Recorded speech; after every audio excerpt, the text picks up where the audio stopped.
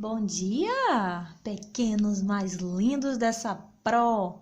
Então, meus amores, começando nossa aula aqui, né, pelo YouTube, continuando os estudos de hoje, depois da nossa videoconferência lá, né, no estúdio da escola. Vamos lá, a Pro trouxe para vocês aqui, ó, uma aula de ciências. Nessa aula de ciências a gente vai revisar aquele último conteúdo sobre a extinção das plantas. E falaremos sobre a reprodução das plantas, o que é a reprodução, né, como é que ela ocorre e tudo mais. Então, vamos começar, vamos lá. Ó, relembrando para vocês o que seria extinção. A palavra extinção ou extinguir, na biologia e na ecologia, que é o estudo, né, do mundo vegetal, é o total desaparecimento de espécies ou subespécies, até mesmo grupos de espécies. O momento da extinção é geralmente considerado quando, né, o último indivíduo de uma espécie ele morre, ou seja, quando a sua espécie deixa totalmente de existir. Às vezes nós falamos que, né, uma espécie está em risco de extinção, significa que está acabando. E quando a gente fala que uma espécie já entrou em extinção, é porque não existe mais nenhum na face da Terra daquela espécie. Então, a extinção é justamente isso, quando deixam de existir.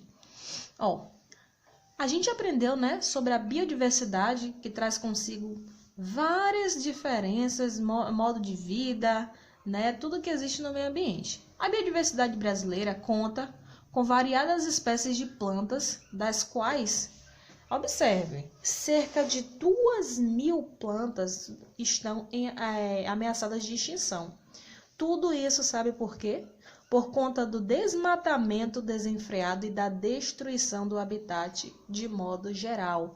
Então, as plantas não entram em extinção porque é um ciclo natural, não é algo normal do meio ambiente. Não, é porque isso tudo é causado por ações maléficas, coisas danosas, que acabam prejudicando o meio ambiente e afeta diretamente essas plantas que não merecem ter a sua vida retirada, né?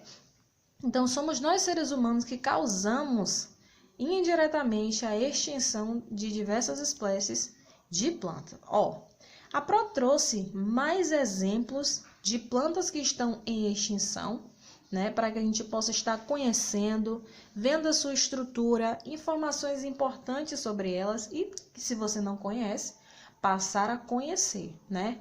Então, veja alguns exemplos de espécies de plantas que estão ameaçadas de extinção. Ameaçadas, isso não significa que elas já entraram em extinção.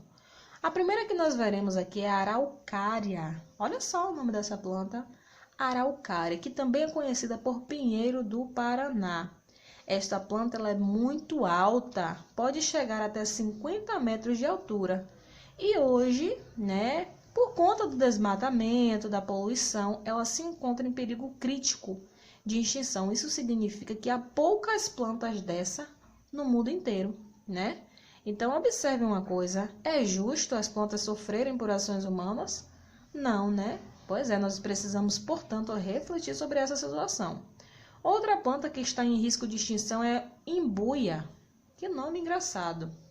O imbuia, né, que é o tradicional lá no estado do Paraná, é uma espécie de planta que cresce bastante devagar, ela demora muito para crescer. O fator que contribui bastante para que ela tenha se tornado rara. Então, observe uma coisa, a gente sabe que as plantas elas dão origem a outras plantas, né? E para que isso aconteça, ela precisa estar no seu nível de adulta, dizendo assim, a planta precisa estar adulta para dar origem a outra planta. Se essa planta ela demora bastante para crescer, muito tempo para crescer, ela acaba não tendo ali o tempo, a frequência correta de dar origem a outra planta, ela acaba se multiplicando muito devagar. Então, por isso ela acaba se tornando ali uma planta rara, ou seja, há em poucos locais esse tipo de planta. E observem também que ela é grande, né? É uma árvore que cresce bastante, tradicional lá do estado do Paraná. Outra planta que nós vamos aprender aqui é a jequitibá, nome engraçado. Com seus troncos de grandes dimensões, é bastante procurada por quem trabalha com marcenaria e carpintaria. Então, a sua madeira tem uma grande durabilidade, é uma planta extraordinária, inclusive, olha só o tamanho desse caule, né, o tamanho desta planta, desta árvore. O que a Pro tem percebido, junto com vocês aí de casa, que eu tenho certeza que já perceberam, é que as plantas que estão entrando em extinção geralmente são aquelas plantas grandonas, né? Aquelas árvores gigantescas que crescem tão alto, cerca ali de 50 metros. A maioria dessas plantas estão entrando em extinção. O que está acontecendo? Né? Pois é, então a jequitibá é uma dessas plantas que está aí acabando, né? Está cada vez mais difícil de ver esse tipo de planta nos locais. E ela é utilizada, né, a sua madeira como utilidade na carpintaria. Aí vem essa outra planta chamada mongo. Ela é fininha, mas ela também é alta. Ó, o mongo ele é uma planta considerada, né, como uma árvore nobre. A sua madeira é uma madeira de boa qualidade. É muito apreciada na decoração de quartos, salas e cozinhas. Então observem uma coisa, tá vendo toda a estrutura do mongo, que ela é comprida, as suas folhas de modo como são distribuídas. Pois é, então esse tipo de planta também está sofrendo, também está perdendo seus familiares pouco a pouco devido ao desmatamento, à poluição, ações danosas que o ser humano tem praticado para com o meio ambiente. Aí vem o pau-brasil, vocês lembram do pau-brasil? Bacana, né, o pau-brasil? Eu trouxe para vocês esse exemplo na aula passada, na primeira aula sobre a extinção das plantas. A gente vai relembrar aqui, ó.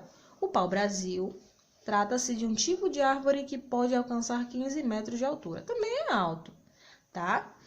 E encontra-se como uma das espécies ameaçadas de extinção na categoria vulnerável. O que isso significa, Pro, vulnerável?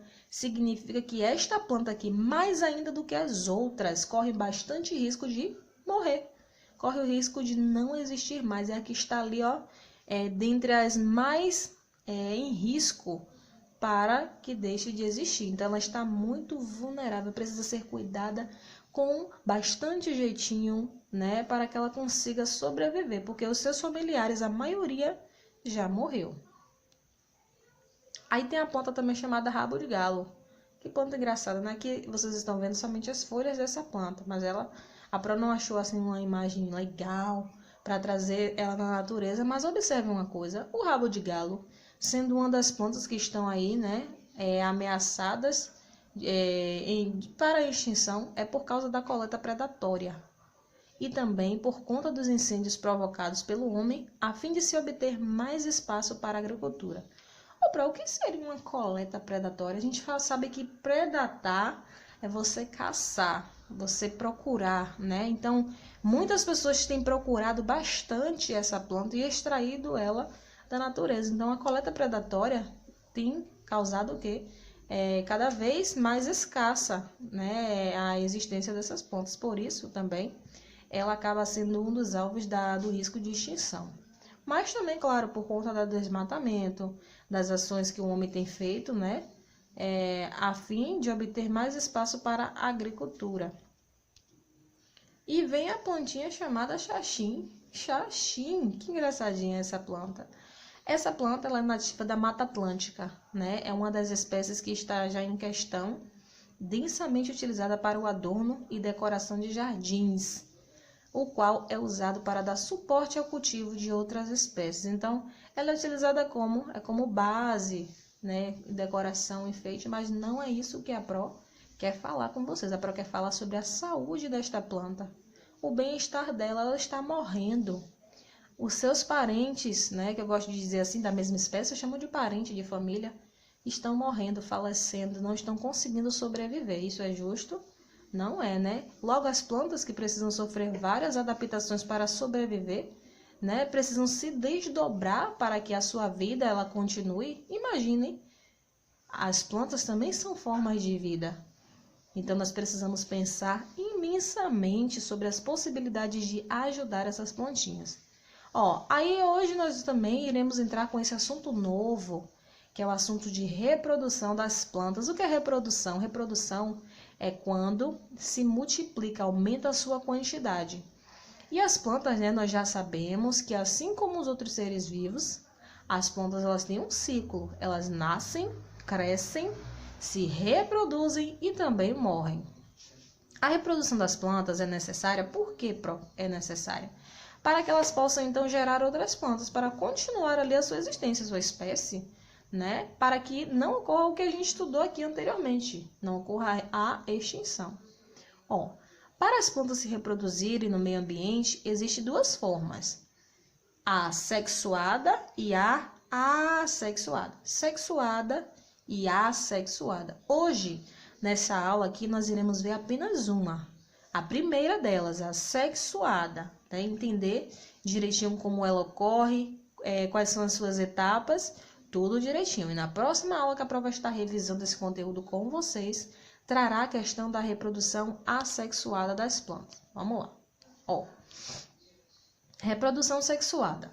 A reprodução sexuada, ela só ocorre com as plantas que têm flores. Sim, existem plantas que não dão flores, né? Isso aqui nós já sabemos. E a reprodução sexuada, ela ocorre justamente com a que tem flores. Por quê, Pro? Porque é nas flores que nós encontramos as células reprodutivas, que são as células masculinas e femininas. Vocês lembram quando nós estudamos as partes de uma planta que falamos da função da flor, que é justamente guardar essas células reprodutivas? Pois é, então serão elas as responsáveis por originar uma nova plantinha. Ó, vamos lá.